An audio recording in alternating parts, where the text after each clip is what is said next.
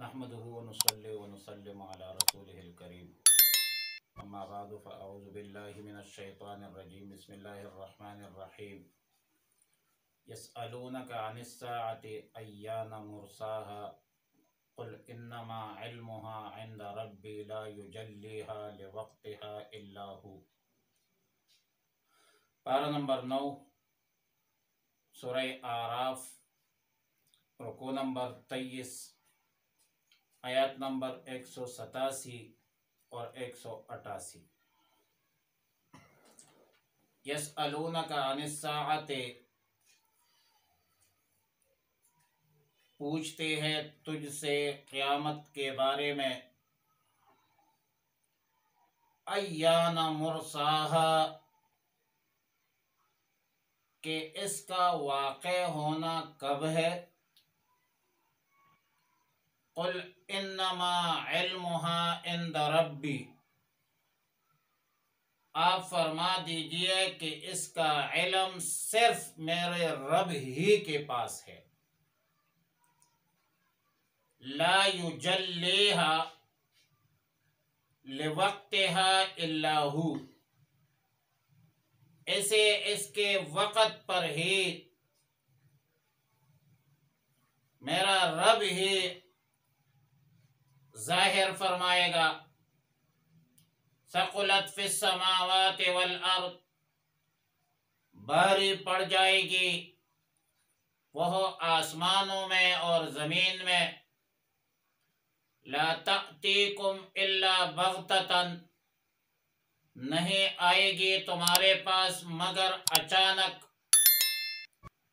یسألونک کأنک حفی عنہا، سوال کرتے ہیں آپ سے گویا کہ آپ اس کے بارے میں مکمل معلومات حاصل کر چکے ہیں۔ قل انما علمها عند اللہ، آپ فرما دیجئے کہ اس کا علم صرف اللہ کے پاس ہے۔ وَلَكِنَّ أَكْثَرَ النَّاسِ لَا يَعْلَمُونَ، لیکن بہت سے لوگ نہیں جانتے۔ قُلْ لَا أَمْلِكُ لِنَفْسِي نَفْعًا وَلَا ضَرًّا، آپ فرما دیجئے کہ میں اپنے جان کے لیے کسی نفع اور ضرر کا مالک نہیں ہوں، الا ما شاء اللہ، مگر اتنا کہ جتنا اللہ نے چاہا۔ وَلَوْ كُنْتُ أَعْلَمُ الْغَيْبَ لَاسْتَكْثَرْتُ مِنَ الْخَيْرِ، اور اگر میں غیب کو جانتا ہوتا تو بہت سے منافع حاصل کر چکے ہوتے۔ وَمَا مَسَّنِيَ السُّوءُ، اور مجھے کوئی چیز ناگوار نہ پہنچتی۔ ان انا الا نذیر و بشیر، میں نہیں ہوں مگر صرف بشارت دینے والا اور ڈرانے والا۔ لقوم یؤمنون، اس قوم کے لیے جو ایمان رکھتے ہیں۔ آیت مذکورہ آیات نمبر 187 میں فرمایا یسألونک عن الساعۃ۔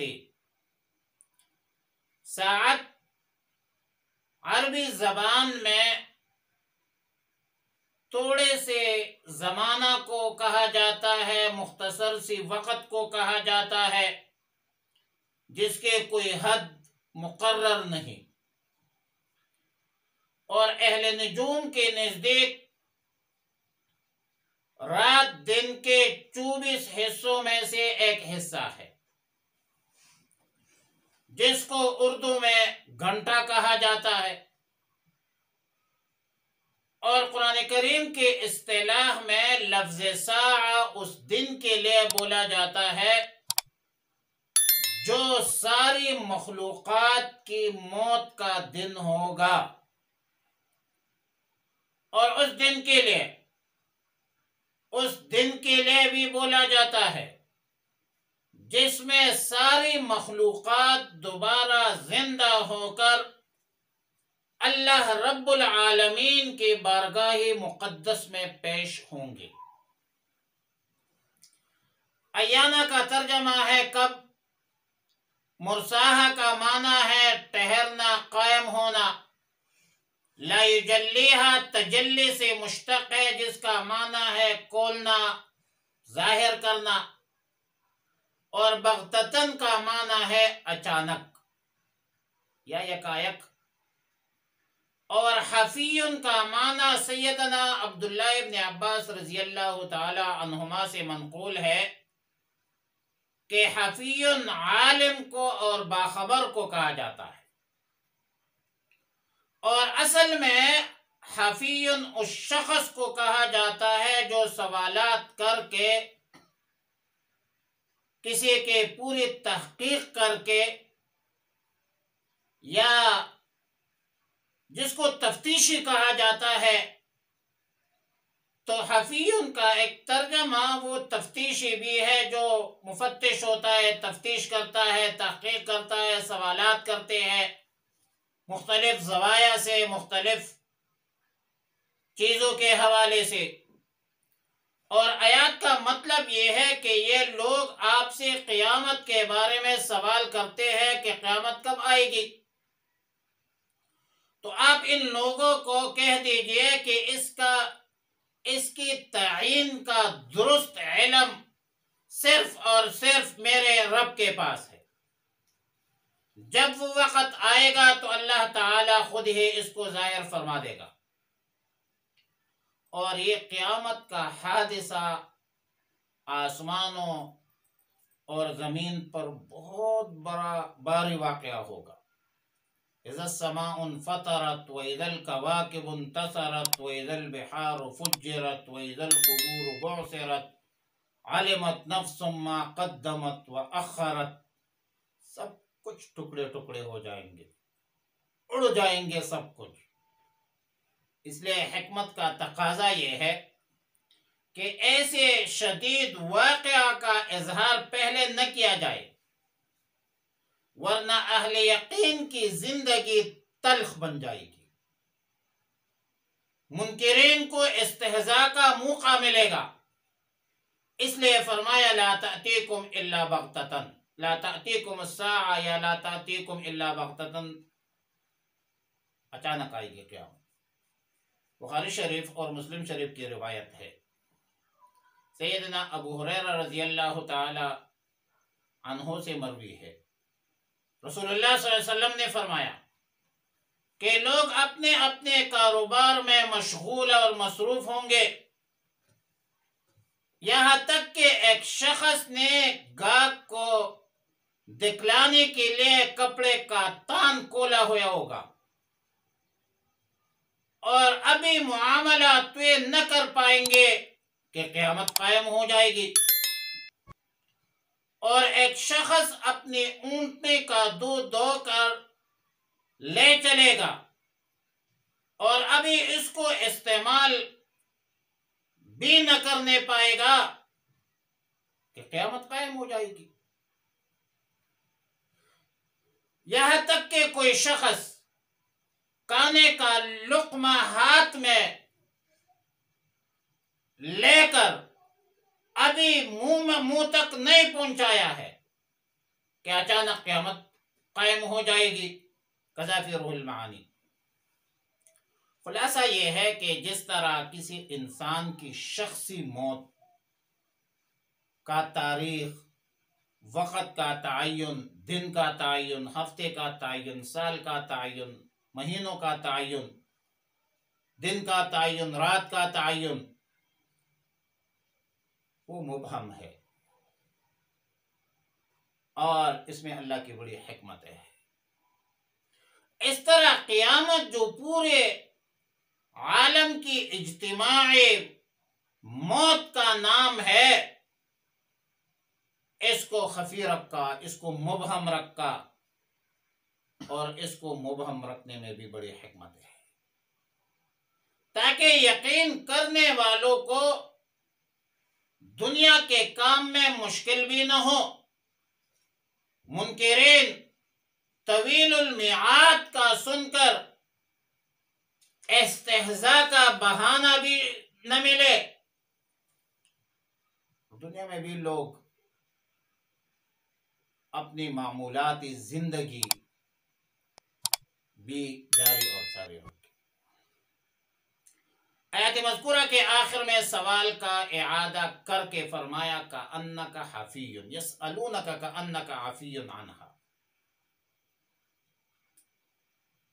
یہ دوسرے سوال کا جواب ہے، اور سوال کا منشا یہ ہے کہ لوگ یہ سمجھتے ہیں کہ رسول اللہ مبارک صلی اللہ علیہ وسلم کو قیامت کے حوالے سے درست تاریخ اور متعین وقت معلوم ہے، اور رسول اللہ مبارک صلی اللہ علیہ وسلم نے اللہ سے پوری تحقیق کی ہے، مگر کسی وجہ سے وہ نہیں بتاتے۔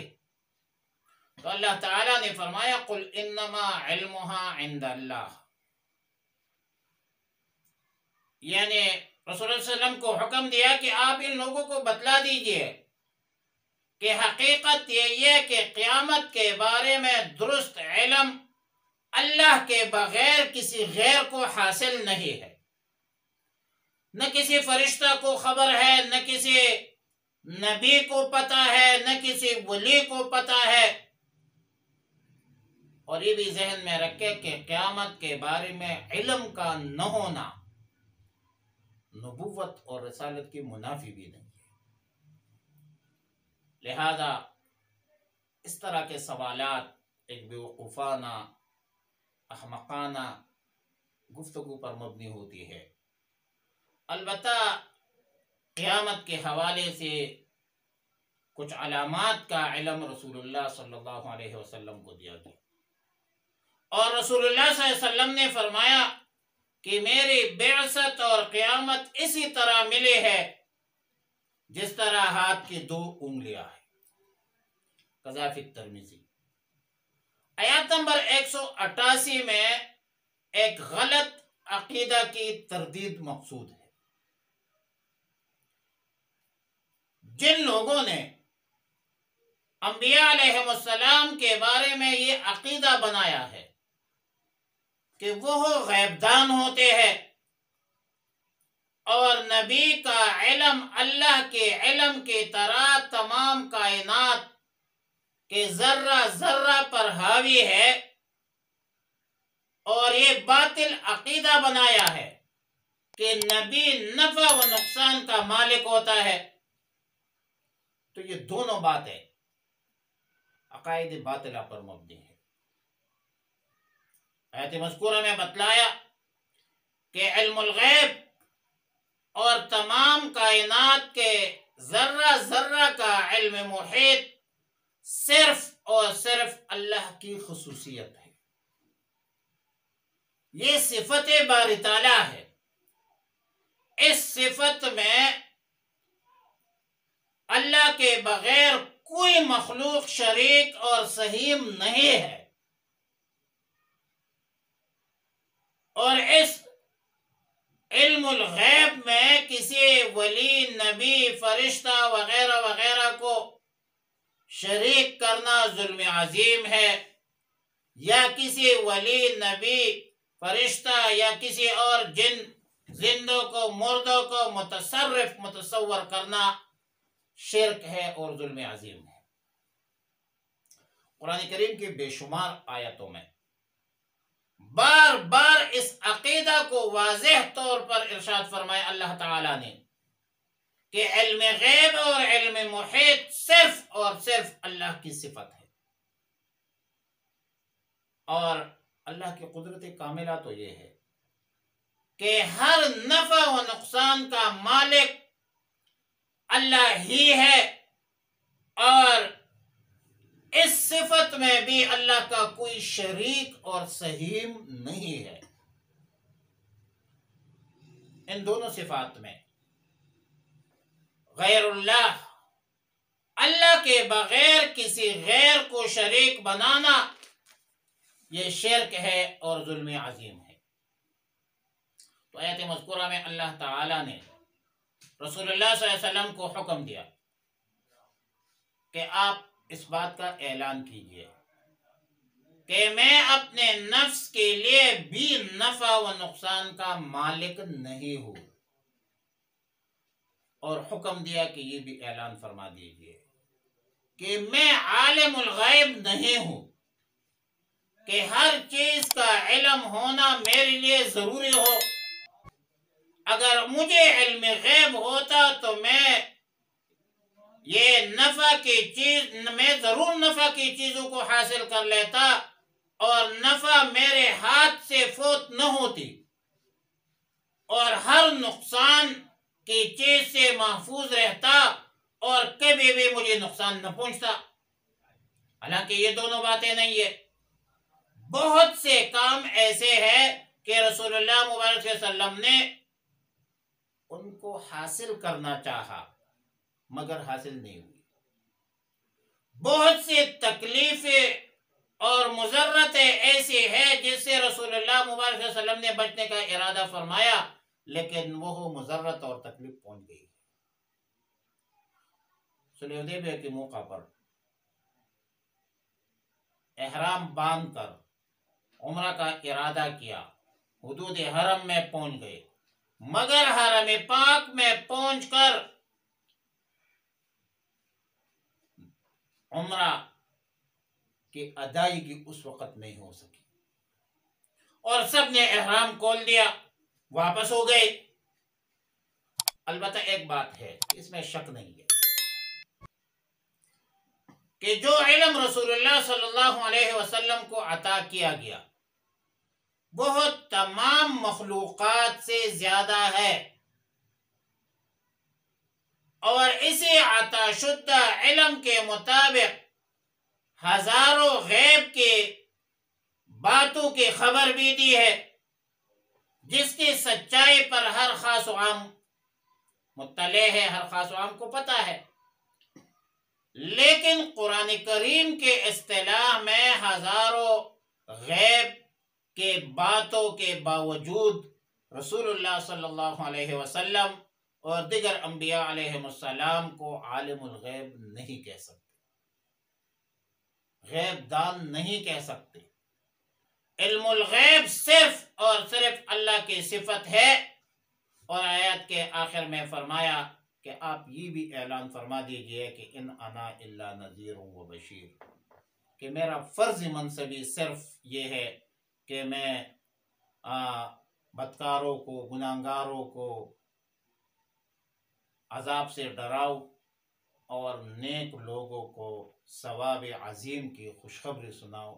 یہی ہے میرے فرض منصبی۔ وآخر دعوانا الحمدللہ رب العالمین۔